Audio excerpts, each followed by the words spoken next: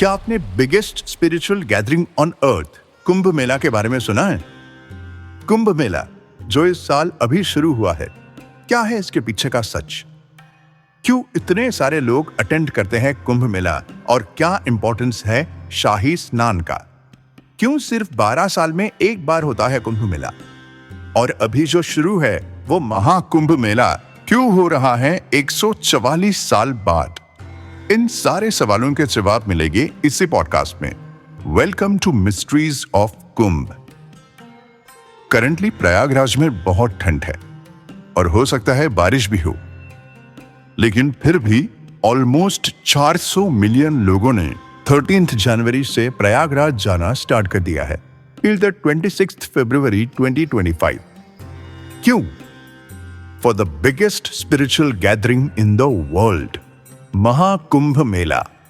और इस साल का कुंभ मेला और भी खास है क्योंकि इस तरह का महाकुंभ मेला इससे पहले 144 साल यानी 144 इयर्स पहले हुआ था। आई नो, 144 इयर्स, 400 मिलियन लोग, 44 days, that too in this cold temperature. It's a lot to digest, right? No worries. इस खास एक्सक्लूसिव सीरीज में वन बाय वन समझते हैं। Let's start with the basics. Kumbh Mela का इतिहास। कुंभ मेला के फाउंडिंग मिथ को अगर देखें तो इसका जिक्र पुराणास में भी मिलता है, जो हमारे माइथोलॉजी के कलेक्शंस हैं। ये कहानी कहती है कि एक बार गॉड्स और डीमंस के बीच एक जबरदस्त फाइट हुई थी। फाइट थी एक कुंभ यानी पॉट के लिए, जो भरा हुआ था अमृत से, और अमृत इमोर्टैलिटी देता है। एक लेजेंडरी इवेंट हुआ था जो वाइडली नोन है समुद्र मंथन के नाम से, या फिर सागर मंथन। समुद्र मंथन के दौरान गॉड्स और डीमंस ने मिलकर मिल्की ओशन को चर्न किया था, और इस चर्निंग का रिजल्ट था ये डिवाइन अमृत। समुद्र मंथन में से और भी बहुत सारी चीजें निकली, जिनमें से कुछ देवताओं ने रख ली और कुछ डीमंस ने। लेकिन जब बात अमृत पर आई तो दोनों साइड्स इसे अपने पास रखने के लिए लड़ने लगे। इसी दौरान लॉर्ड विष्णु ने मोहिनी अवतार धारण किया। इन्हीं ने अपनी ब्यूटी और इंटेलिजेंस का यूज करते हुए डीमंस को डिस्ट्रैक्ट किया और कुंभ को लेकर हेवन की तरफ निकल गई। जब मोहिनी अमृत का कुंभ लेकर हेवन की तरफ जा रही थी तो रास्ते में कुछ अमृत के ड्रॉप्स 4 जगहों पर गिरे, और इन्हीं 4 जगहों पर होता है ये कुंभ मेला। आज भी लोग मानते हैं कि जब कुंभ मेला का टाइम आता है तो इन जगहों की reverse divine nectar of immortality का रूप ले लेती है। इस टाइम इन रिवर्स में स्नान करना एक बहुत ही पवित्र और बेनिफिशियल रिचुअल माना गया है। अब इस माइथोलॉजिकल कहानी के अलावा कुंभ मेला का मेंशन एक हिस्टोरिकल ट्रैवलर के राइटिंग्स में भी मिलता है। रिनाउंड चाइनीज ट्रैवलर जुआन ज़ैंग, जो 629 से 645 सीई के दौरान इंडिया आए थे, उन्होंने कुंभ मेला की ग्रैंडर को डॉक्यूमेंट किया। जुआन ज़ैंग ने अपनी राइटिंग्स में मेंशन किया था कि उस टाइम इंडिया में एक ग्रैंड गैदरिंग हुई थी at the sacred reverse Confluence. ये वही प्रयाग है जो आज के टाइम में प्रयागराज के नाम से जाना जाता है। जुआन ज़ैंग के अकाउंट्स के अकॉर्डिंग प्रयाग में एक जनरस किंग थे, किंग हर्षा, जो अपनी फिलैंथ्रोपी के लिए काफी फेमस थे। किंग हर्षा एक ग्रैंड गैदरिंग ऑर्गेनाइज करते हैं जो हर 5 साल में होती थी। इस गैदरिंग में स्कॉलर्स और एस्थेटिक्स को बुलाया जाता था। किंग हर्षा अपने समय के दौरान अपनी सारी पोजीशंस यानी जितनी भी उनकी वेल्थ थी वो दान कर देते थे। इस इवेंट में हर्षा ने सेक्रेड कॉन्फ्लुएंस पर जाकर स्कॉलर्स और एस्थेटिक्स को गिफ्ट्स और डोनेशंस दिए थे। कुंभ मेला का एग्जिस्टेंस माइथोलॉजी और हिस्ट्री का एक परफेक्ट ब्लेंड है। एट द सेम टाइम हमें यह पता चलता है कि कुंभ मेला सिर्फ एक रिलीजियस इवेंट नहीं है, बल्कि एक कल्चरल और हिस्टोरिकल लीगेसी भी है। मेला का चार्म और उसका माइथोलॉजिकल कनेक्ट हर बार इस इवेंट को और भी स्पेशल बनाता है। बट प्रयागराज ट्यून यानी कुंभ मेले के लोकेशंस कैसे डिसाइड हुए, उसकी क्या कहानी है? और सबसे इंपॉर्टेंट बात, करंट ईयर में इसी एक स्पेसिफिक लोकेशन पर कुंभ मेला है, ये डिसाइड कैसे होता है? कुंभ मेला का एक और अट्रैक्शन नागा साधुस एग्जैक्टली कौन है और क्या है अखाड़ास की हिस्ट्री? ये सब कुछ जानने के लिए स्टे ट्यून्ड।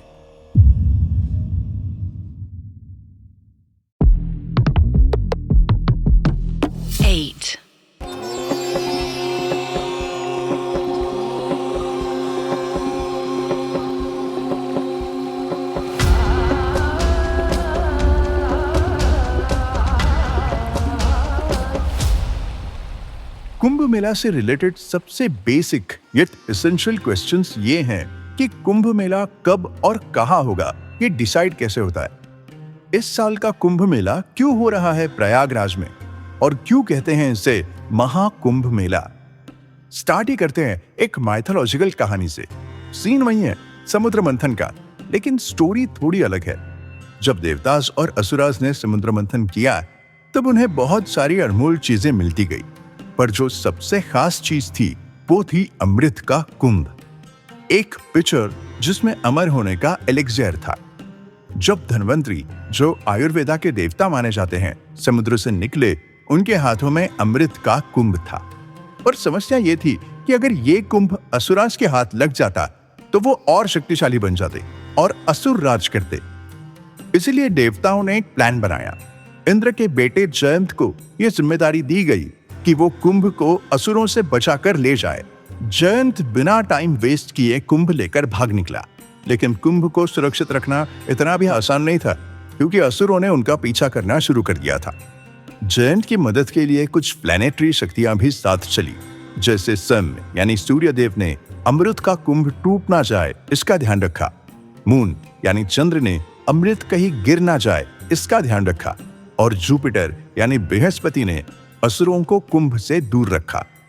इसी सफर के दौरान जयंत ने कुंभ को सुरक्षित रखने के लिए बहुत जगह बदली, और इसी बीच अमृत की कुछ बूंदें 4 जगहों पर गिर गई।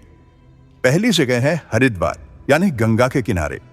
दूसरी जगह है प्रयागराज, जहां गंगा, यमुना और सरस्वती नदी का संगम है, जिसे त्रिवेणी संगम भी कहते हैं। तीसरी जगह है उज्जैन, शिप्रा नदी के तट पर, और चौथी जगह है नासिक, त्र्यंबकेश्वर, गोदावरी नदी के पास। इन 4 जगहों पर अमृत के गिरने की वजह से ये पावन स्थान बन गए, और यहाँ हर 12 साल में कुंभ मेला मनाया जाता है। इन्हीं 4 जगहों पर मेला क्यों मनाया जाता है, इसकी कहानी ये थी। अब 12 साल सन, मून एंड जुपिटर, इनकी एस्ट्रोनॉमिकल प्लेसमेंट से ही कुंभ कब कहाँ होगा ये डिसाइड किया जाता है। पहले बात करते हैं 12 सालों की। कुंभ की सुरक्षा के लिए जयंत लगातार 12 दिन तक भाग रहा था।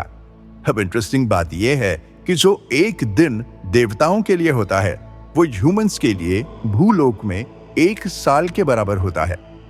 इसी कैलकुलेशन के आधार पर जयंत के 12 दिन का सफर ह्यूमंस के लिए 12 सालों का टाइम स्पैन बन गया।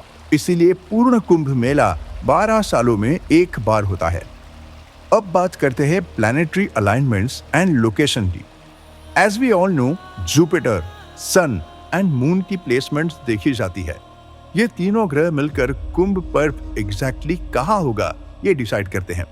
सो फर्स्ट इज, जब जुपिटर कुंभ राशि यानी एक्वेरियस में एंटर करते हैं और सूर्य मेष राशि यानी एरीज में, तो हरिद्वार, गंगा नदी के तट पर कुंभ मेला मनाया जाता है। ऐसे ही जब जुपिटर मेष यानी एरीज राशि में जाते हैं और सन और मून दोनों मकर राशि यानी कैप्रिकॉर्न में जाते हैं, तब प्रयागराज में त्रिवेणी संगम पर कुंभ मेला मनाया जाता है, जो कि इस साल हो रहा है। ऐसे ही जब जुपिटर और सन दोनों सिंह राशि यानी लियो में एंटर करते हैं, तब नासिक में गोदावरी के तट पर यह उत्सव मनाया जाता है।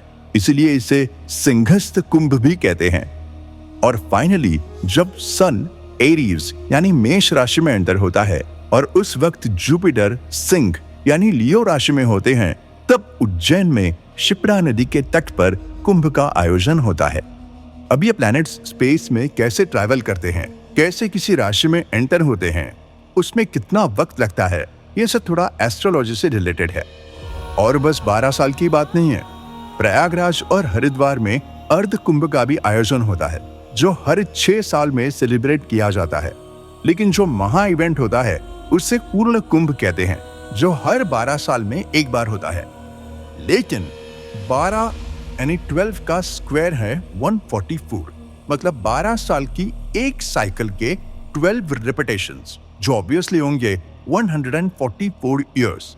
और तब जो कुंभ मेला होता है, एक्चुअली उसे महाकुंभ मेला कहते हैं, और वो हो रहा है इस साल 2025 में।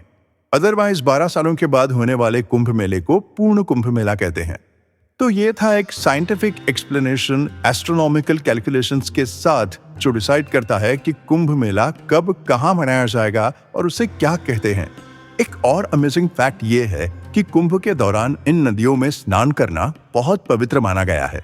लोग मानते हैं कि पवित्र नदियों में एक स्पेसिफिक समय पर स्नान करने से उनके पाप धुल जाते हैं और उन्हें पुण्य मिलता है। इन रिवर्स में जाके डुबकी लगाना भी अपने आप में एक उत्सव होता है। कुछ खास दिन होते हैं जब ये रिचुअल्स किया जाता है, जिसे नाम दिया गया है शाही स्नान, और इसमें पार्टिसिपेट करते हैं वेरियस अखाड़ास। तो ये अखाड़ास एक्चुअली क्या होते हैं और क्या होता है शाही स्नान?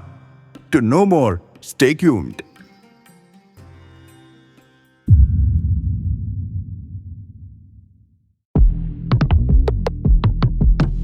Eight.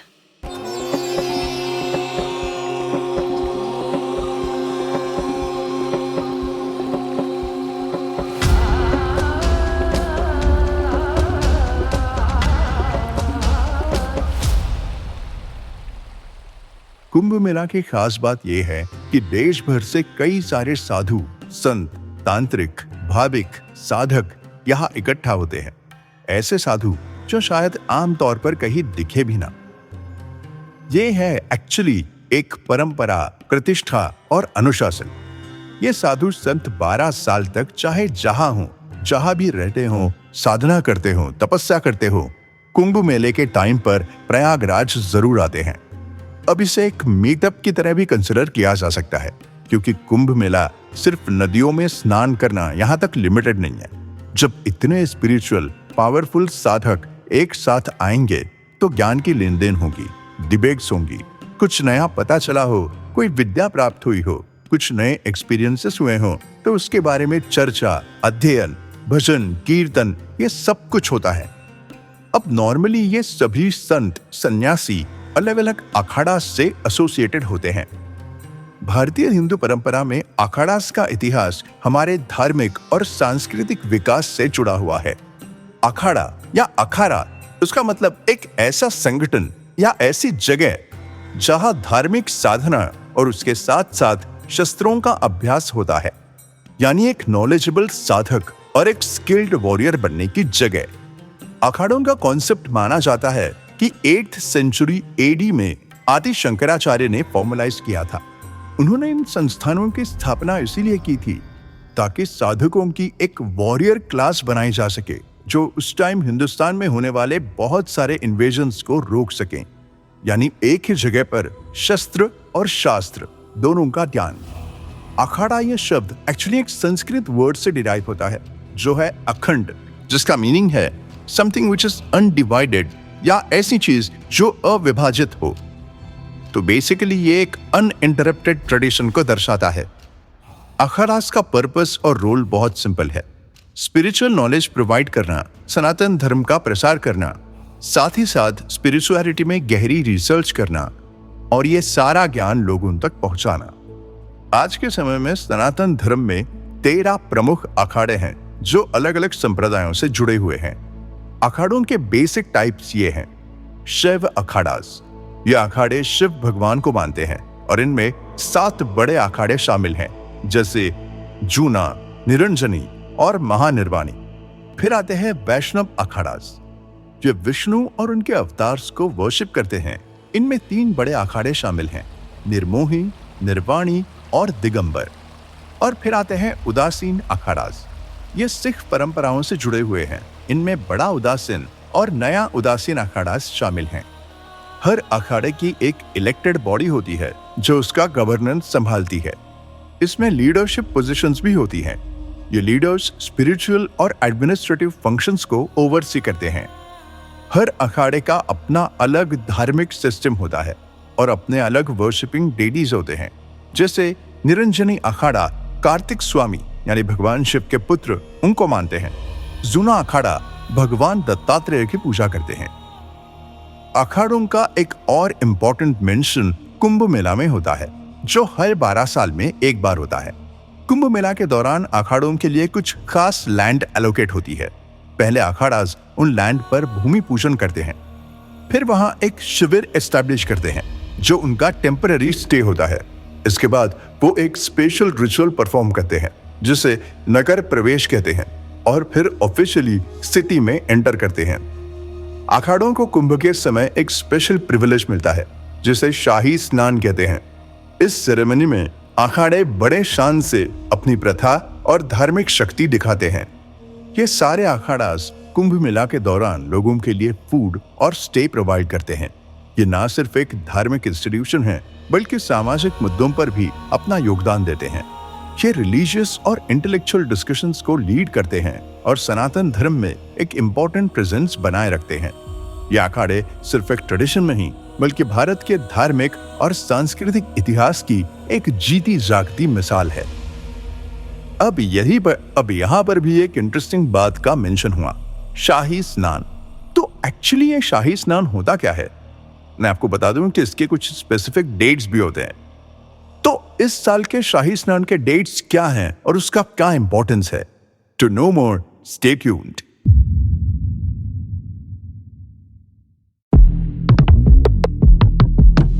Eight.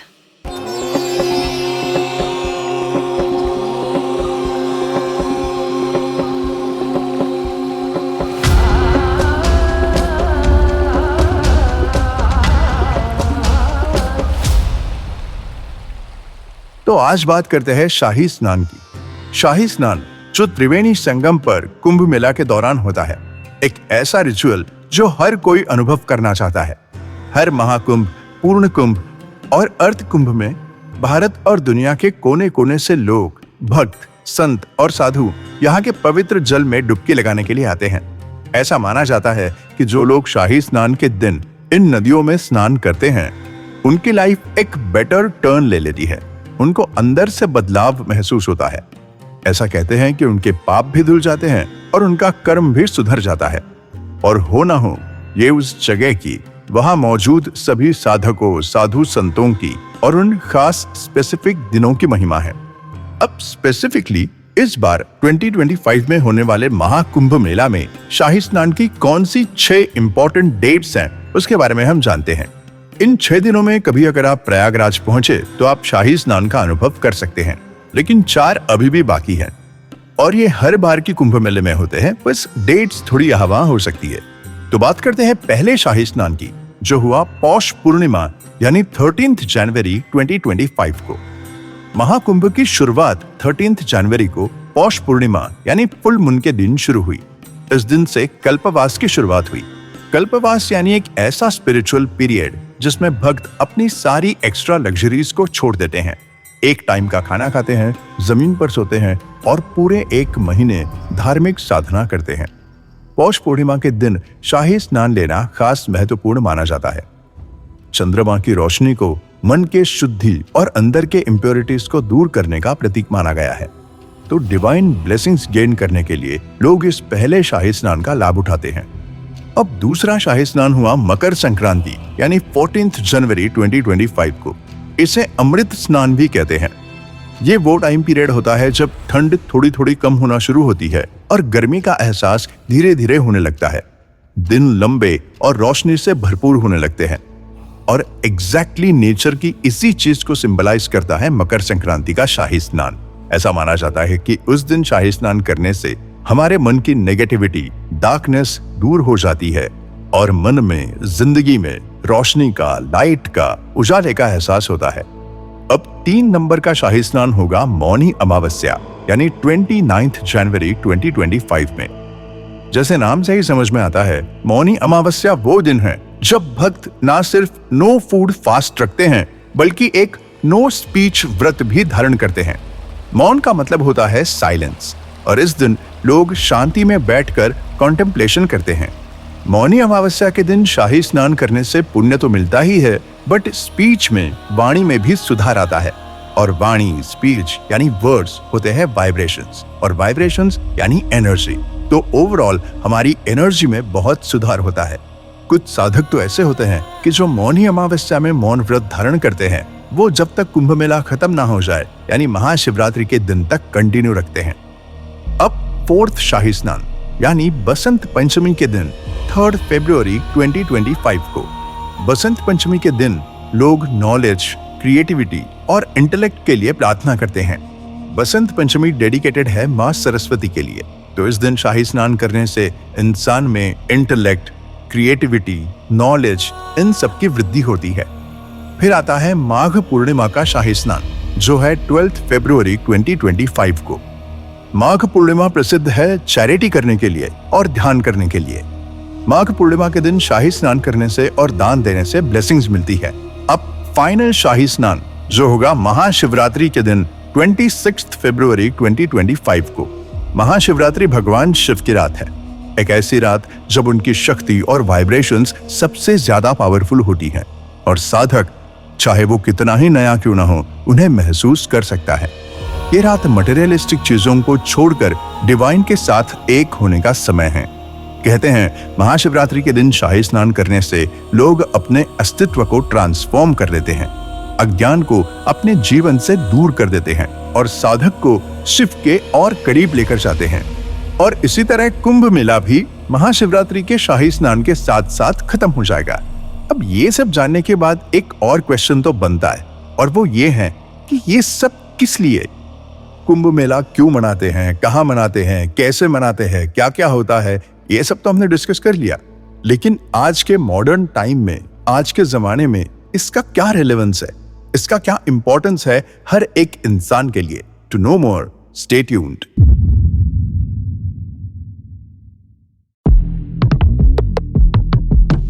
Eight.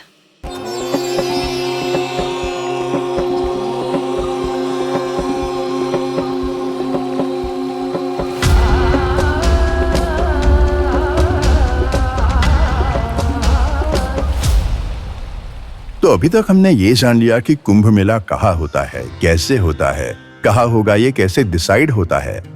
लेकिन आज के एपिसोड में हम जानेंगे कि कुंभ मेला इंपॉर्टेंट क्यों है।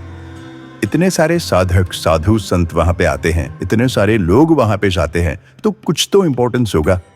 तो अगर जनरली बात करें तो कुंभ मेला एक ऐसा महा अवसर है जहां आपको एक ही जगह पर दुनिया भर के साधक, साधु और अखाड़ास को अपनी आंखों से देखने का मौका मिलता है। मोर देन अ मेला, ये एक स्पिरिचुअल जर्नी है जिसमें आप पवित्र नदियों के तट पर स्नान करते हैं, जो शास्त्रों के हिसाब से मोक्ष के लिए, लिबरेशन के लिए राह खोल देती हैं। वैसे भी इन स्थानों का हिस्ट्री में बहुत इंपॉर्टेंस है। कुंभ मेला जैसे मेले, उत्सव आपको एक और मोटिवेशन देते हैं टू विजिट दीज प्लेसेस। भजन कीर्तन सुनना, स्कॉलरली डिबेट्स देखना, और अगर किसी को संन्यास अपनाना है, स्पिरिचुअलिटी को एक स्टेप आगे बढ़ाना है, तो गुरु से दीक्षा लेना, खुद को इनिशिएट करवाना, ये सारी चीजें कुंभ मेला में होती है और सब कुछ एक स्पिरिचुअल अवेकनिंग का हिस्सा बनती है। प्रयागराज का त्रिवेणी संगम, हरिद्वार की गंगा नदी, नासिक में बहने वाली गोदावरी और उज्जैन में स्थित शिप्रा नदी, इन नगरों का, इन नदियों का अलग अलग महत्व है। माइथोलॉजी में भी इन जियोग्राफिक लोकेशंस से जुड़ी, इन नदियों से जुड़ी कई सारी कहानियां मौजूद हैं। जैसे कि मैंने कहा कि कुंभ मेला जैसे उत्सव इन जगहों को विजिट करने का एक और डीप स्पिरिचुअल मोटिव देते हैं।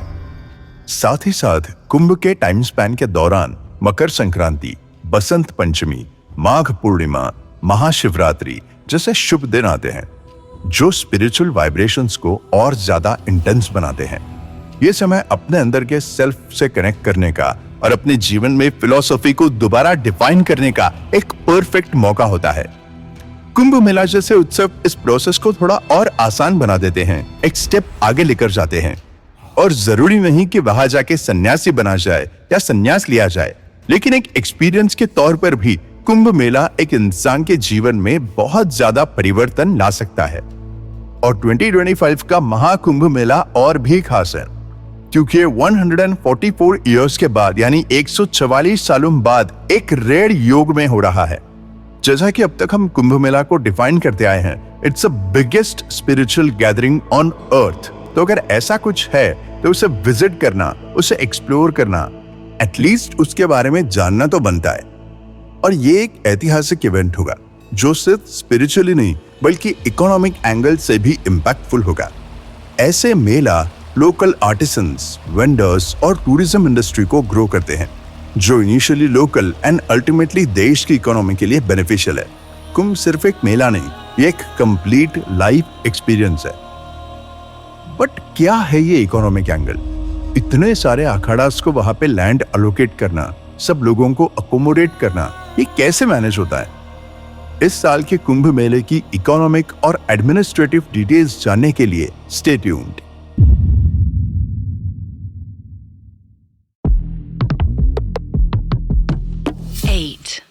तो गाइस, पिछले कुछ एपिसोड में हमने कुंभ मेला के बारे में बहुत कुछ जाना। हाँ, पर मैं मानता हूँ कि वो सब थोड़ा सा स्पिरिचुअल और रिलीजियस था। लेकिन आज के एपिसोड में हम कुंभ मेला के कुछ प्रैक्टिकल एस्पेक्ट्स के बारे में जानेंगे। Trust me, Kumbh Mela administration की एक पूरी की पूरी केस स्टडी है और मैं गारंटी देता हूं कि इसका इकोनॉमिक एंगल सुन के आप पक्का सरप्राइज हो जाएंगे। तो इस साल का महाकुंभ मेला जो प्रयागराज में चल रहा है, एक ऐसा महा इवेंट है जो सिर्फ फेथ ही नहीं बल्कि इकोनॉमी और इंफ्रास्ट्रक्चर का भी गेम चेंजर बन गया है। अब अगर हम इसके फाइनेंशियल इकोनॉमिक एंगल की बात करें तो क्या आपको पता है कि इस कुंभ के लिए 4,200 करोड़ का बजट अलोकेट किया गया है। इसी के कारण सिर्फ प्रयागराज की इंफ्रास्ट्रक्चर डेवलपमेंट ही नहीं बल्कि यूपी की ओवरऑल इकोनॉमी को भी एक मैसिव बूस्ट मिल रहा है। फाइनेंशियल एक्सपर्ट्स का कहना है कि ये इवेंट 12,000 करोड़ 12,000 करोड़ तक की इकोनॉमिक एक्टिविटी जनरेट करेगा। मतलब 100 रुपए का इन्वेस्टमेंट 300 से 400 रुपए कमा कर देगा। गवर्नमेंट ने यहाँ एक टेम्पररी सिटी बनाई है जो 4,000 हेक्टेयर्स में फैली हुई है। 1,50,000 टेंट्स, नए फ्लाईओवर्स और वाइडेंड रोड्स के साथ प्रयागराज अब एक ग्लोबल स्पिरिचुअल हब बन गया है। सबसे बड़ी बात, इंफ्रास्ट्रक्चर डेवलपमेंट का ये इम्पैक्ट कुंभ के बाद भी प्रयागराज और आसपास के लोगों की जिंदगी इंप्रूव करेगा। इससे नए जॉब्स क्रिएट होते हैं, from construction workers to transport operators. अब प्रॉफिटेबिलिटी की बात करते हैं। प्रयागराज में हर छोटा वेंडर, होटल ओनर और रिक्शा ड्राइवर इस इवेंट का हिस्सा है। जरा सोचो, 400 मिलियन विजिटर्स आएंगे, होटल्स फुल्ली बुक्ड है और रेंट काफी ऊपर चला गया है। एक बेसिक रूम का रेंट जो ऑफ सीजन में 500 तक होता है, अब 3,000 से 5,000 पर नाइट तक जा रहा है। फूड स्टॉल्स और हैंडीक्राफ्ट वेंडर्स का प्रॉफिट भी 10x बढ़ गया है। एक स्टडी के अकॉर्डिंग वहां के एक छोटे शॉप का या स्टॉल का रेंट इस टाइम पे 80 से 90 लाख तक भी बताया गया है। और बात सिर्फ लोकल टूरिस्ट की नहीं है, फॉरेन टूरिस्ट भी यहाँ काफी अट्रैक्ट हो रहे हैं। उनका स्पेंडिंग पैटर्न जैसे गाइडेड टूर्स और शॉपिंग लोकल इकोनॉमी के लिए एक ब्लेसिंग है। प्रयागराज का एक छोटा सा टी स्टॉल ओनर भी ये कहता है कि कुंभ के 2 महीने की अर्निंग उसके बाकी साल भर की अर्निंग से भी ज्यादा होती है। और साथ ही साथ ये तो बात हो रही थी पूर्ण कुंभ की, जो 12 साल बाद होता है। लेकिन जैसा कि हम जानते हैं कि प्रयागराज में 6-6 सालों बाद अर्ध कुंभ का भी आयोजन होता है। इसका मतलब प्रयागराज की लोकल अथॉरिटीज, गवर्नमेंट हमेशा साधक, साधु, संत इनका स्वागत करने के लिए तैयार ही होते हैं। अगेन अगर बात करें इस साल के कुंभ की, तो ये कुंभ एक मॉडर्न टच के साथ आया है। AI equipped सर्वेलेंस सिस्टम्स और डिजिटल पेमेंट ऑप्शंस ने इवेंट मैनेजमेंट को नेक्स्ट लेवल पे पहुंचा दिया है। सेफ्टी और क्राउड कंट्रोल के लिए 50,000 सिक्योरिटी पर्सनल डिप्लॉय किए गए हैं। एक और फन फैक्ट, इस बार के कुंभ मेले को 16 मॉनिटरिंग टावर्स और 30 ड्रोन कैमरा से मैनेज किया जा रहा है। तो गाइस, कुंभ मेला 2025 सिर्फ एक स्पिरिचुअल एक्सपीरियंस नहीं, एक इकोनॉमिक रिवोल्यूशन भी है।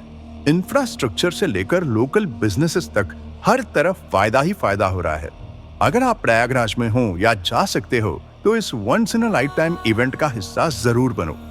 एक और इम्पोर्टेंट टॉपिक है जिसके बारे में हमने बात नहीं की है, और वो है नागा साधुस और अघोरीज। तो कौन होते हैं ये नागा साधुस, कहां से आते हैं ये, और क्या नागा साधुस और अघोरीज में कोई डिफरेंस होता है? To know more about this, stay tuned.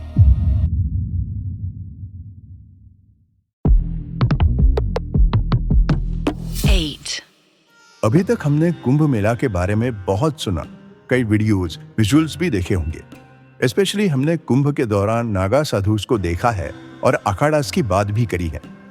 लेकिन कुछ कुंभ मेले ऐसे भी थे जहां सिर्फ शास्त्र नहीं, शस्त्र का भी उपयोग हुआ था। सिर्फ स्कॉलरली डिबेट्स नहीं, असली में वॉर हुआ था। यह है हिस्टोरिकल इंसिडेंट्स जब कुंभ पर्व के दौरान हुआ इन्वेजन, जो न सिर्फ नागा साधुस की ब्रेवरी की बात करते हैं पर हमें इंडिपेंडेंस का इंपॉर्टेंस भी समझाती है। हिस्ट्री के पन्ने उन नागा साधुस की कहानियों से भरे पड़े हैं जो सिर्फ स्पिरिचुअल सीकर्स नहीं बल्कि वीर योद्धा भी थे। जब भी सनातन धर्म पर संकट आया, इन सन्यासी योद्धाओं ने अपनी तपस्या और शस्त्र विद्या का प्रदर्शन करते हुए धर्म की रक्षा की। बात है 17th सेंचुरी की। 1666 का समय था जब औरंगजेब की सेना ने हरिद्वार के कुंभ मेले पर अटैक कर दिया था। जब हर तरफ से हार के संकेत मिल रहे थे, नागा साधुस ने तलवार उठाई और हिंदू धर्म की रक्षा में कदम बढ़ाया। इन सन्यासी योद्धाओं के आगे औरंगजेब की सेना टिक नहीं पाई। फिर जब विश्वनाथ मंदिर वाराणसी पर औरंगजेब ने हमला किया, यही नागा साधु उस मंदिर की सुरक्षा के लिए खड़े हो गए। एक भयानक युद्ध हुआ जिसमें खून खराबा भी हुआ, लेकिन इन सन्यासियों की वीरता और शस्त्र कौशल देखकर औरंगजेब ने एक आदेश पास किया कि नागा साधुस को हथियार रखने की अनुमति नहीं दी जाएगी। लेकिन ये सन्यासी तब भी सनातन धर्म की शक्ति और आत्मसम्मान का प्रतीक बने रहे। तो इन्हीं युद्धों में कुंभ मेले में नागा साधुओं ने सिर्फ तपस्या नहीं, युद्ध भी किया था। और वो कहते हैं ना, हिस्ट्री रिपीट्स इटसेल्फ। एक बार ऐसी घटना और हुई जब अब्दाली, एक अफगान इन्वेडर, भारत के पवित्र नगरों को लूटने और धर्मस्थलों को तोड़ने के इरादे से आया था। लेकिन जब मथुरा वृंदावन पर उसने कदम रखा तो नागा साधुस ने फिर एक बार हिमालय से उतरकर उसे रोका। 1757 के इस युद्ध में जुना अखाड़ा के सन्यासियों ने अब्दाली का सपना सपना ही रहने दिया और इन्हीं नागा साधुओं के कारण अब्दाली का गोकुल लूटने का इरादा कभी पूरा नहीं हो सका। एक बार फिर ऐसी घटना 1791 में हुई थी जब अहमद खान बंगश ने इलाहाबाद फोर्ट पर हमला कर दिया था। यह वही समय था जब कुंभ मेला चल रहा था। जब किसी राजा की हिम्मत नहीं हुई बंगश की सेना का सामना करने की, तब हजारों नागा साधुस ने हथियार उठाकर धर्म की रक्षा की। यह युद्ध लगभग 3 महीने तक चला और अंत में बंगश को पीछे हटना पड़ा। मुगल साम्राज्य के गिरने के बाद ब्रिटिश भारत पर राज करने लगे। ब्रिटिश इनिशियली कुंभ के स्केल से फैसिनेटेड थे, लेकिन 1857 के विद्रोह के बाद उन्होंने देखा कि ये कुंभ मेले जैसे बड़े गैदरिंग से विद्रोह की भावना को बढ़ावा देते हैं। इसी वजह से उन्होंने कुंभ पर कड़ी नजर रखनी शुरू की और पिलग्रिम्स पर रेस्ट्रिक्शंस लगाई। लेकिन इन सन्यासियों ने ब्रिटिश के खिलाफ भी अपनी लड़ाई जारी रखी। सन्यासी रिबेलियन बंगाल का एक प्रसिद्ध उदाहरण है, जहां सन्यासियों ने ब्रिटिश के खिलाफ आंदोलन किया था। यह रिबेलियन इतना इंपैक्टफुल था कि बंकिम चंद्र चैटर्जी ने अपनी किताब आनंद मठ में इस सन्यासियों की कहानी लिखी। इस किताब से ही वंदे मातरम गाना लिया गया, जो आज भारत का राष्ट्रीय गान है। ब्रिटिश ने कुंभ मेला को एक लुक्रेटिव वेंचर बनाने के इरादे से टैक्स सिस्टम शुरू किए। 1796 में मेजर जनरल हार्डविक ने हरिद्वार कुंभ पर पहली ऑफिशियल रिपोर्ट बनाई। 1810 तक ब्रिटिश ने ऑफिशियली पिलग्रिम्स पर टैक्स लगाना शुरू किया। ये टैक्सेस बार्बर्स, बोटमैन्स, वेंडर्स सभी से कलेक्ट होते थे। A.R. रीड के 1882 के प्रयागराज कुंभ के अकाउंट के मुताबिक उस वक्त का टोटल एक्सपेंसेस 20,228 था, जो आज के करोड़ों रुपए के बराबर है। ब्रिटिश ने 1870 तक कुंभ मेला के मैनेजमेंट को अपने अंडर ले लिया ताकि रेवेन्यू मैक्सिमाइज हो सके और उनकी गवर्नेंस का प्रभाव दिख सके। 1947 के इंडिपेंडेंस के बाद 1954 में पहला कुंभ मेला आयोजित किया गया। ये एक असाधारण सम्मेलन था जो मिलियंस ऑफ डिवोटीज को अट्रैक्ट करता था। और इसी कुंभ मेला के दौरान इंडिपेंडेंस का इंपॉर्टेंस और भी हाईलाइट हुआ, क्योंकि कुंभ मेला की मैनेजमेंट भी हमारी ही गवर्नमेंट की थी और उसका फायदा भी हमारी ही गवर्नमेंट को, हमारे ही देश को हुआ। और 2025 में होने वाले महाकुंभ मेले की अरेंजमेंट, एडमिनिस्ट्रेशन, उसकी इंपॉर्टेंस, क्योंकि ये 144 इयर्स के बाद होने वाला है, ये सब हमने ऑलरेडी डिस्कस कर लिया है। तो ये थे कुछ हिस्टोरिकल इंसिडेंसेस जिसमें नागा साधुओं ने, साधु संतों ने सिर्फ शास्त्र का नहीं, शस्त्रों का भी उपयोग बताया था। पिछले कुछ एपिसोड्स में हमने नागा साधुस के बारे में बहुत बात की है, लेकिन ये नागा साधुस एक्चुअली कौन होते हैं? नागा साधु और अघोरी में क्या डिफरेंस होता है? ऐसी कौन सी स्पिरिचुअल प्रैक्टिसेस हैं ऐसी कौन सी फिलॉसफी है जिसे मानने के बाद लोग नागा साधु बन जाते हैं? कुछ लोग अघोरी बन जाते हैं तो कुछ लोग साधु संत सन्यासी बन जाते हैं। To know more about the differences, stay tuned.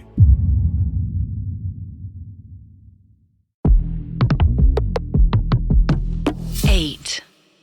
आज ये समझने की कोशिश करते हैं कि नागा साधुस एक्चुअली कौन होते हैं।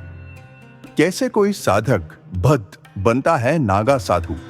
वो क्या क्वालिटीज हैं, लाइफस्टाइल है जो एक नागा साधु इम्बाइब करते हैं? और नागा साधुस में भी अलग अलग टाइप होते हैं, वो कौन से हैं और किस बेसिस पे डिसाइड होता है? वेल, इजी तो बिल्कुल नहीं है नागा साधु बनना। नागा साधु जुड़े होते हैं शैव परंपरा से और हर एक नागा साधु किसी ना किसी अखाड़ा से जुड़े हुए होते हैं। इनफैक्ट ये अखाड़ाज ही हैं जो किसी को नागा साधु का पद दर्जा दे सकते हैं। नागा साधु को मटेरियलिस्टिक वर्ल्ड में कोई इंटरेस्ट नहीं होता। वो अपना पूरा समय साधना, स्पिरिचुअल प्रैक्टिसेस, भक्ति में व्यतीत करते हैं। ये साधु भगवान शिव को मानते हैं और उन्हें वर्शिप करते हैं। हिस्ट्री रेफरेंसेस में ये मेंशन्ड है कि नागा साधु तलवार, त्रिशूल, गदा, धनुष बाण जैसे शस्त्र अपने साथ रखते हैं। कोई आम साधक व्यक्ति नागा साधु बनेगा या नहीं, ये डिसीजन अखाड़ाज में लिया जाता है। इसके लिए उन्हें एक कठिन परीक्षा से गुजरना पड़ता है। इस प्रोसेस में 6 महीने से 1 साल तक का समय लग सकता है। इस कठोर एग्जाम पीरियड में उन्हें 5 अलग अलग गुरु से दीक्षा लेनी पड़ती है, क्योंकि शिव, विष्णु, शक्ति, सूर्य और गणेश, इन्हें पंचदेव भी कहा गया है। इसीलिए 5 गुरुओं से दीक्षा लेने की प्रथा है। नागा साधु बनने के लिए पहले बहुत सालों तक ब्रह्मचर्य, सेलिबसी का पालन करना पड़ता है। फिर जाके उन्हें महापुरुष और उसके बाद अवधूत का दर्जा यानी पद दिया जाता है। कुंभ के दौरान ये प्रक्रिया अंतिम चरण में पहुंचती है। ये साधु खुद का ही पिंडदान करते हैं और दांडी संस्कार करते हैं, जिसे बिजवान भी कहते हैं। परंपरा ये है कि नागा साधु कोई वस्त्र पहनते नहीं हैं, बस भस्म को अपने पूरे शरीर पर रगड़ लेते हैं। नागा साधु सोसाइटी से ज्यादा इंटरैक्शन और इंटरफेयर नहीं करते हैं और ना ही वो किसी व्हीकल का इस्तेमाल करते हैं। कुंभ मेला के बाद ये साधु अपने अपने अखाड़ास में लौट जाते हैं, जहां वो साधना, स्पिरिचुअल नॉलेज गेन करना, रिसर्च करना, धर्म को जानना, उसे समझाना, ये काम करते हैं। कुछ नागा साधु हरिद्वार, वाराणसी, ऋषिकेश, उज्जैन, प्रयागराज में रहते हैं। नागा साधु बनने के लिए दीक्षा लेने की यानी इनिशिएशन प्रोसेस प्रयागराज, नासिक, उज्जैन, हरिद्वार में होने वाले कुंभ मेलों में की जाती है, ये हम जानते हैं। बट क्या आपको पता है कि जिस जगह इनिशिएशन होता है उसके हिसाब से भी नागा साधु को क्लासिफाई किया जाता है। प्रयागराज में दीक्षा लेने वाले साधु को राजराजेश्वर कहते हैं, वहीं उज्जैन में दीक्षा लेने वाले नागा साधु को खूनी नागा साधु कहते हैं। हरिद्वार में दीक्षा लेने वाले साधु को बर्फानी नागा साधु कहते हैं और नासिक में दीक्षा लेने वाले साधु को बर्फानी या खिचड़िया नागा साधु कहते हैं। सो ओवरऑल दीक्षा लेना, कुंभ मेला होना और अखाड़ा से जुड़ जाना एक नागा साधु के लिए बहुत मायने रखता है। सिमिलरली ये अखाड़ास नागा साधु के जीवन में क्रूशियल रोल प्ले करते हैं। कौन नागा साधु बनेगा, कौन नहीं, और अगर किसी का नागा साधु का पद दर्जा रद्द करना हो, उन्हें किसी बेसिस पर एक्सपेल्ड करना हो, तो ये सारे राइट्स अखाड़ास को होते हैं। अगर किसी नागा साधु की अखाड़ास में मृत्यु हुई तो ऑटोमेटिकली वो एक्सपेल्ड होते हैं और उन्हें जल समाधि देने की या जमीन में समाधि देने की परंपरा है। नागा साधु बनना मेंटली भी बहुत चैलेंजिंग है। कई सारे केसेस हैं जिसमें प्रोसेस फॉलो करते करते लोग मेंटली डिस्टर्ब, अनस्टेबल हो जाते हैं, क्योंकि ये प्रोसेस, ये एनर्जी इतनी पावरफुल होती है कि हर बार हर शरीर उसे सहन नहीं कर पाता। तो सोचिए, जो एक्चुअल में ये सारे टेस्ट्स पार करके नागा साधु बनते हैं और अपनी अपनी साधना शुरू करते हैं, वो कितने पावरफुल और डिवोटेड होंगे। इतनी ठंड में बिना वस्त्र पहने भी उन्हें ठंड कैसे नहीं लगती, ये सवाल भी हमेशा पूछा जाता है। बट तब योग साधना उनके काम आती है। अपने खान पान के साथ अपने थॉट्स पर भी उन्हें पूरा कंट्रोल रखना पड़ता है। योग साधना, नाड़ी शोधन, प्रॉपर डाइट और कठोर तपश्चर्या से ही वो डिवोशन में जीवन जीते हैं। तो ये थे कुछ इंटरेस्टिंग फैक्ट्स नागा साधुस के बारे में। ये एक बहुत डीप और माइंड बेंडिंग टॉपिक है और खास बात यह है कि माइथोलॉजी में इसके बारे में डिटेल्ड बताया भी गया है और हर एक को लिबरेशन तक पहुंचने के अलग अलग मार्ग बताए गए हैं। ऑल्सो अघोरी साधुओं के बारे में हम देखते हैं, सुनते हैं, बट मैं आपको बता दूं कि अघोरी साधु और नागा साधु इनमें कुछ बेसिक फाउंडेशनल डिफरेंसेस होते हैं। तो क्या है वो differences? To know more, stay tuned.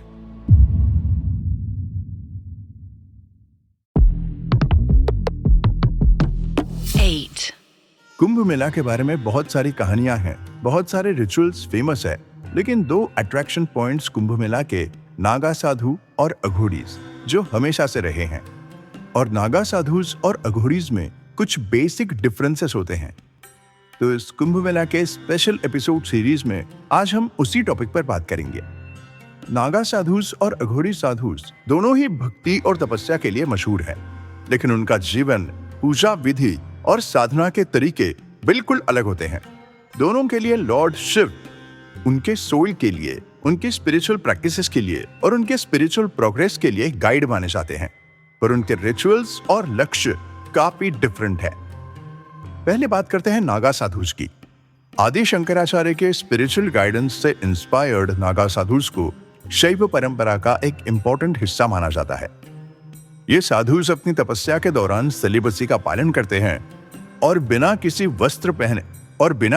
वस्त्र को पहने सरवाइव करते हैं, जो इनके सैक्रिफाइस को सिंबलाइज करता है। शिवलिंग पर बेलपत्र, भस्म और जल अर्पित करना इनके रिचुअल्स का एक हिस्सा है। अग्नि और भस्म का उनकी साधना में एक पवित्र स्थान है। इनका जीवन डिसिप्लिन और तपस्या से भरा हुआ होता है, जिसमें 12 सालों तक ट्रेनिंग होती है। शुरू के 6 साल एस्पायरेंट्स के लिए सबसे चैलेंजिंग होते हैं, जिसमें सेलिबसी सीखना, यज्ञोपवीत संस्कार और पिंडदान करना शामिल होता है। नागा साधुस दिन में सिर्फ एक बार भिक्षा लेते हैं, यानी सिर्फ एक बार भोजन, वो भी सिर्फ 7 घरों से, और अगर उन्हें भिक्षा ना मिले तो वो बिना खाए रह जाते हैं। अब अगर अघोरी साधुस की बात करें तो अघोरी साधुस का जीवन नागा साधुस से बिल्कुल अलग और इंटेंस होता है। ये लॉर्ड शिव के साथ साथ मां काली की भी पूजा करते हैं और कपालिक ट्रेडिशन को फॉलो करते हैं। अघोरियों की महत्वपूर्ण साधना के 3 प्रकार होते हैं। उसमें से पहली है शिव साधना, जिसमें एक पैर पर खड़े होकर ये पूजा करते हैं, तपस्या करते हैं। दूसरी होती है शिव साधना, जिसमें मांस और मदिरा को अर्पण किया जाता है और साथ ही एक शव की जरूरत भी होती है। एनर्जी ट्रांसफर्स को समझना और लाइफ एंड डेथ के साइकिल को समझने के लिए शव साधना अघोरियों के लिए बहुत इंपॉर्टेंट मानी जाती है। और तीसरी होती है स्मशान साधना, जिसमें स्मशान में हवन और रिचुअल्स किए जाते हैं। अघोरी साधु तंत्र विद्या के ज्ञानी होते हैं। वो भस्म से अपने पूरे शरीर को ढक लेते हैं और अक्सर अघोरी साधुस रुद्राक्ष की माला और ह्यूमन स्कल्स को साथ लेकर चलते हैं। यूजुअली स्मशान ही इनका घर होता है और ये समाज से दूर अलग रहते हैं। महाकुंभ जैसे इवेंट के दौरान ही ये पब्लिक में दिखते हैं। तो ऐसे कुछ डिफरेंसेस हैं नागा साधुस और अघोरी साधुस की लाइफस्टाइल में। नागा साधुस धर्म और इंसानियत के रक्षक हैं, जो एक डिसिप्लिन्ड और ट्रेडिशनल लाइफ जीते हैं। अघोरी साधुस तंत्र और मुक्ति का मार्ग अपनाते हैं, मां काली और शिव को अपना गुरु मानते हैं। दोनों का जीवन त्याग और तपस्या का एक उदाहरण है, जो सनातन धर्म के ज्ञान और अध्यात्म की गहराई को दर्शाता है। अब ये तो सारे डिफरेंसेस हो गए सुपरफिशियल लेवल के, जो देख के पता चलते हैं, लेकिन एक मेजर डिफरेंस है इनके कोर आइडियोलॉजी का। अघोरी साधु शिव तक पहुंचना चाहते हैं। वो रिचुअल्स इसीलिए परफॉर्म करते हैं ताकि शिव तक पहुंच सके और फिर मोक्ष यानी लिबरेशन की प्राप्ति हो सके। लेकिन नागा साधुस ये मानते हैं कि वो शिव तक ऑलरेडी पहुंच गए हैं और वो उन्हीं की सेना बनकर खड़े हैं। नागा साधुस का ये मानना है कि उन्होंने शिव को जान लिया है और इसीलिए जब भी मृत्यु होगी मोक्ष ही मिलेगा। और इसी कोर आइडियोलॉजी के कारण उनके प्रैक्टिसेस में, साधना में इतना ड्रास्टिक डिफरेंस होता है। यही रीजन है कि बहुत बार अघोरी दिख जाते हैं। अघोरियों की साधना हमें देखने को मिलती है। वो जो भी रिचुअल्स करते हैं वो बहुत बार विजिबल होते हैं, लेकिन नागा साधुओं की तपस्या, उनकी साधना, उनके रिचुअल्स इतने इजीली विजिबल नहीं है। और यही खास बात है कुंभ मेला की, जब ये सारे नागा साधुस अघोरीज देश भर के कोने कोने से जिस जगह पे कुंभ मेला लगा है वहां पे आते हैं, शाही स्नान करते हैं और अपनी अपनी साधना करते हैं। So if you really want to see Naga sadhus, Aghoris in person, तो Kumbh Mela is the best time। और अगर इस साल के महाकुंभ मेले की बात करें तो बहुत सारे लोगों की वजह से ये कुंभ मेला ऑलरेडी वायरल हो चुका है। उनकी पॉपुलैरिटी जितनी माइंड ब्लोइंग है उतनी ही इंटरेस्टिंग उनके पीछे की कहानी है। To know more about this, stay tuned.